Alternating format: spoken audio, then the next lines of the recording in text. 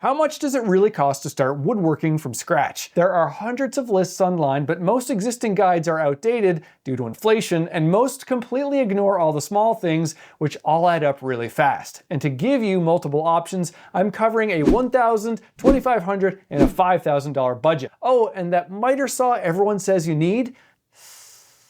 With $1,000 in tools, you can build surprisingly impressive projects. The key is to focus on tools that will solve multiple problems, just like how this weather in April is a problem. First up, a circular saw. I'm recommending a Ryobi one just to keep things humble. Why Ryobi specifically? Well, some people will poo-poo it because they are slightly cheaper, and while maybe they've had some reliability issues in the past, for the home hobbyist weekend warrior, they're gonna be more than fine. With a circular saw though, you're not gonna be able to do much straight and square cutting with the saw alone. That's why I've included a 6-inch speed square for quick crosscuts and the Craig aligner rip for ripping workpieces to width. But even better than cross-cutting with a speed square is gonna be making a dedicated crosscut jig, which is gonna be more accurate than this thing anyways, and also making your own straight edge track, so you can straighten out a wonky edge before ripping it to width with this thing. And it's your lucky day because I've got a free set of plans for both of these alongside the complete list of tools and links that will be revealed to you during this video. The link is in the description, or you can scan this QR code right here if you're in full couch potato mode right now. I've even included the cost of the plywood for these plans and all the screws you'll ever need in the budget, so no worries about hidden costs. So with the circular saw and these 3 jigs, we now have the ability to straighten, rip, and cross-cut a piece of wood, which I think is a pretty strong start to a woodworking shop. Next up, a router, and you can do so much with one of these, which is why I recommend getting a router right away. And they're not just for making edge profiles with roundover bits and chamfers, but you can also make a multitude of joints like rabbets and half-laps and even a mortise and tenon. The DeWalt compact combo with the fixed and the plunge base at around $200 is still my favorite router today, and I grab this 95% of the time over my other larger router. I've also included just the essential bits just to get you started, and not one of those dumb combo cases that are filled with the unwanted rejects that no one would buy. Those things are like the Marshalls of router bits. For the drill and the driver, I'm gonna go with the Ryobi combo to keep you on the same battery platform as a circular saw. And yes, you can get by with just the drill by itself, but you're gonna want a driver eventually just for convenience more than anything, and then it's gonna end up costing you way more just to buy this separately. Plus, in this kit, you're gonna get 2 batteries, and you can use one of those with your circular saw. To complete any project, unfortunately, it needs to be sanded, and I put a lot of miles on my old DeWalt random orbit sander, which runs at about $70. And incidentally, I gave that one to a friend once I bought a new sander. High quality sandpaper is also kind of expensive, so you're allowed to try out the cheap stuff at first just to get everything under budget. And then perhaps when you run out of the no-name Amazon sandpaper, you can start buying something nicer like the 3M Cubitron later on. Now, I've seen a lot of woodworking YouTubers recommend getting started joining 2 pieces of wood together with pocket screws. But there's something that's way cheaper, faster, easier, and stronger than pocket screws. Just regular ass screws.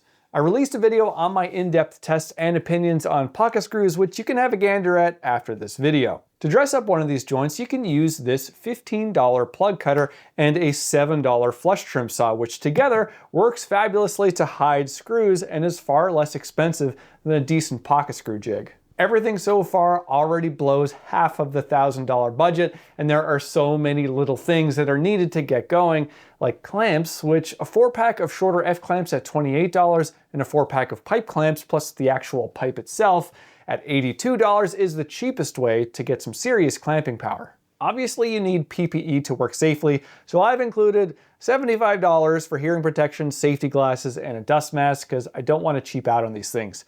And then it's just all little things like a tape measure, a combination square, a sanding block. They all add up to fill out the $1,000 budget quite quickly. It doesn't sound like much, but what can you actually build with this setup? Last year, I built these patio chairs with essentially the same set of tools. No table saw, no planer, no jointer. By focusing on selecting the right lumber and using the tools effectively, you can create substantial projects that are both functional and attractive. If you're interested in these patio chairs, I have a set of plans available on my website. The key is working within the limitations of pre-dimensioned lumber from the home center, but that still leaves plenty of room for creativity. Tired of fighting with inconsistent cuts and spending hours on tasks that should take minutes? Well, at $2,500, you'll solve the biggest frustrations of beginner woodworkers while unlocking the ability to build proper cabinets and indoor furniture. So if you've got $2,500 to spend, then you'll get everything from the $1,000 budget I discussed previously, plus what I'm about to tell you now. And that gives us $1,500 to work with. First, now is when we can justify a table saw. While you could crosscut and rip solid wood and break down plywood with your circular saw from the previous step, the table saw completely transforms your capabilities. Why? Because it's all about repeatability and precision. The best brand new job site saw in the realm of possibility here is the DeWalt 10-inch at about $600, which has a longer arbor so you can use a dado stack with it. So I've added the smaller 6-inch version of the dado stack that I've been using for years. But there is another option for an even better saw in this price range: a used cabinet saw. When researching for this video, there were no less than 5 used Delta Unisaws in very good condition for the same or less than the DeWalt brand new. And you're gonna get a lot more saw for your money by going used, but this does have a few obstacles. First, you need to have the available power for whatever saw you buy, and some of these will require 240 volt circuits, but not all of them. Second, you need a way to transport it, like trading a couple buddies some pizza and beer money to help move, and either renting a U-Haul or already having a trailer or a truck.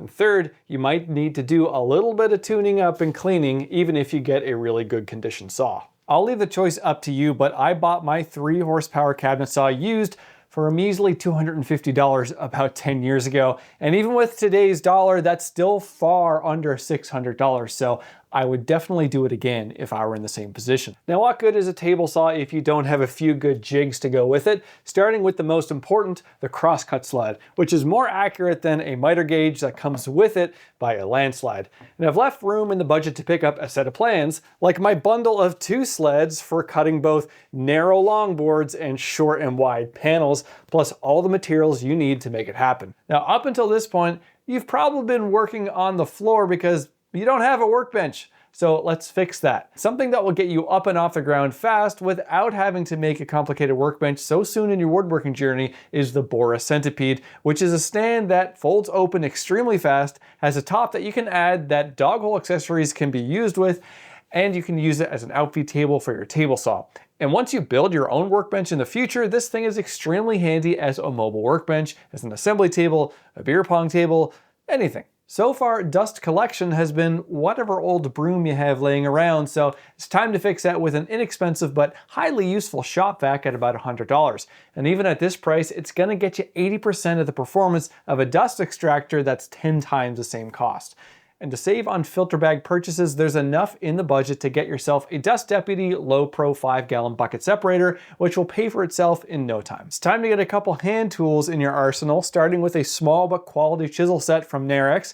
You'll be able to finesse joinery, square off rounded corners, plus a whole other multitude of uses.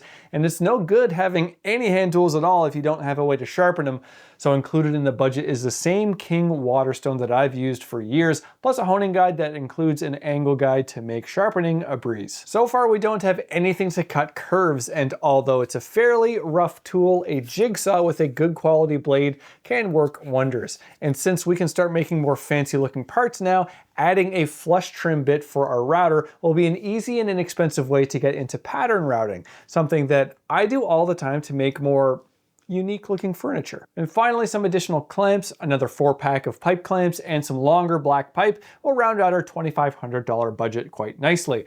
So what can you do now that you couldn't before? The table saw brings repeatability and precision. Set once, cut identical parts all day long. Your Centipede workbench finally gets projects off the floor, making assembly vastly easier. The shop vac keeps your workspace clean and improves your sander's performance, and you can now start making curves and patterns using the jigsaw and a flush trim bit. With the precision of a proper table saw and improved joinery options from the dado stack, furniture making starts to become genuinely enjoyable rather than an exercise in patience and back pain. But what if you want to take things to the next level? Let's see what happens when we move up to $5,000.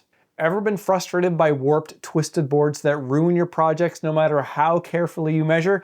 The jump to $5,000 solves the single biggest pain point in woodworking, starting with rough, twisted boards and turning it into perfectly flat, straight, square stock, ready for fine furniture. Just as before, you'll get everything we've already covered, plus what I'm about to tell you now with a remaining $2,500. Here's what most YouTube woodworking videos get completely wrong. They'll tell you, now is the time to buy a miter saw while showing some slick footage of perfect crosscuts. Nah. Look, I see beginners all the time with pretty decent miter saws while they struggle with warped boards. And here's the truth. For furniture making, a miter saw is basically redundant. You already have two tools that can crosscut perfectly, and for that matter, your table saw is much more accurate with a sled than a miter saw. So go ahead, explode the comment section, but I will die on this hill. Instead of spending money on a tool that you don't need, let's invest in something that will actually solve problems your current tools can't, like straightening and flattening those twisted boards that are ruining your projects. Starting with the planer. I've portioned a significant amount of your budget for the ubiquitous DeWalt 735 at about $630, and it's a favorite machine for a reason. It's robust and its 13-inch width will cover all of your needs as a home hobbyist. Now you'll have the ability to thickness parts. The other part of the equation for milling your lumber straight and square is a jointer, because a planer can only make the top face parallel to the bottom face, so if it goes in with a twist, it's just going to come out with a twist, just thinner. For a jointer, you will hear, across the land of the interwebs, maybe one of two things. It's going to be either, sick, a benchtop jointer for $200, or you shouldn't get anything smaller than an 8-inch jointer, or you'll regret it. And in typical human fashion, the truth is somewhere in the middle. I started my shop with a used but incredibly well-maintained Rockwell 6-inch floor standing jointer, and I liked it a lot. Sure, it would have been nice if it had a little bit more power, and sure, it would have been nice if the beds were a little bit longer, but I put a lot of wood over that thing and it served me really well. And then when it came time to sell it, when I upgraded to this, I sold it for a profit. Those little benchtop joiners, they suck. I'm sorry, but there's no arguing it. I would avoid those and save the same amount of money to buy a used 6-inch floor standing machine for maybe about $400 to $500, and you'll get a lot more miles out of one of these than the gatekeepers will lead you to believe. And besides, not a lot of projects really require parts that are over 6 inches wide anyways, and not a lot of places stock much lumber over 6 inches wide either. However, I would advise against buying a brand new 6-inch floor standing jointer because you will never recoup your money. And besides, it would be out of the budget anyways. Now that we have more machines that generate a lot of chips and dust, particularly the planer, it's time to upgrade our dust collection game. The shop vac is great for smaller tools like the sander, but we need something with more flow to keep up. Now, I've bought used dust collectors in the past, and for sure it's definitely an option, but I would just avoid the stuff that kind of looks like it came out of a 4,000-year-old Egyptian tomb. The Wen 1.5 horsepower dust collector will get you up and running for a shocking $310, which is a similar size to the one that I started out with. It will be a good start because if you're looking for anything better brand new, then you'll have to pay an increasingly large trust fund of money. While you may know me for liking my hand tools a lot, and it's been quite a struggle to hold myself back, I still think it's valid to start your hand plane collection at this point and discover how they can be used in ways that your power tools and your machines can't. You already have sharpening taken care of, so now let's look at a quality block and jack plane from Melbourne Tool Co. These are planes that will last you a lifetime, and if these were available before I got into Veritas, I would have definitely got them instead.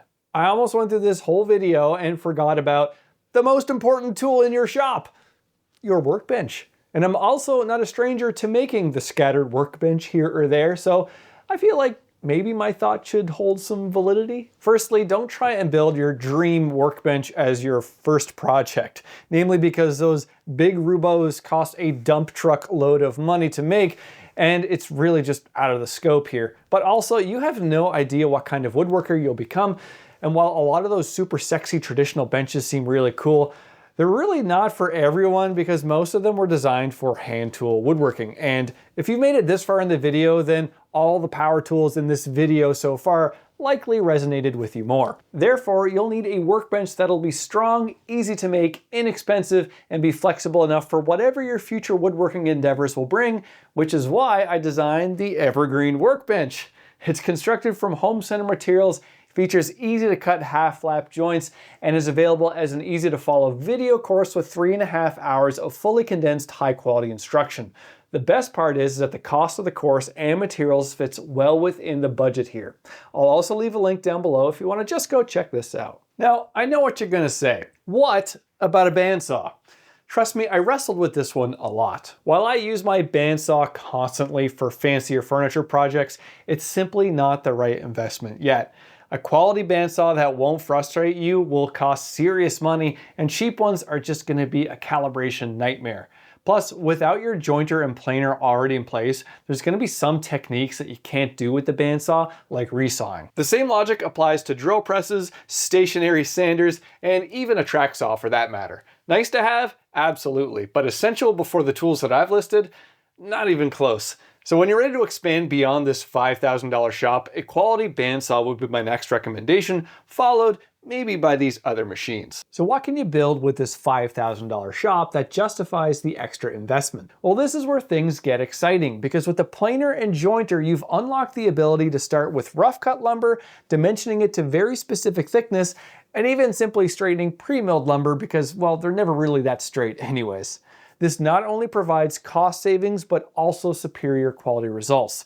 Your expanding abilities now extend to crafting furniture like coffee tables and dining tables, dressers, cabinets, and desks, shifting the emphasis from a lack of tools to now building skills, as your workshop can now handle virtually any home furniture making project. So there you have it, 3 different budgets to start your woodworking journey with. Whether you've got $1,000, $2,500, or $5,000 to spend, now you know exactly what to get to maximize your capabilities without blowing your budget on tools you don't really need yet. So don't forget to grab that free guide and circular saw jig plans from the link in the description. They're gonna help you get way more out of your basic tools than you'd expect.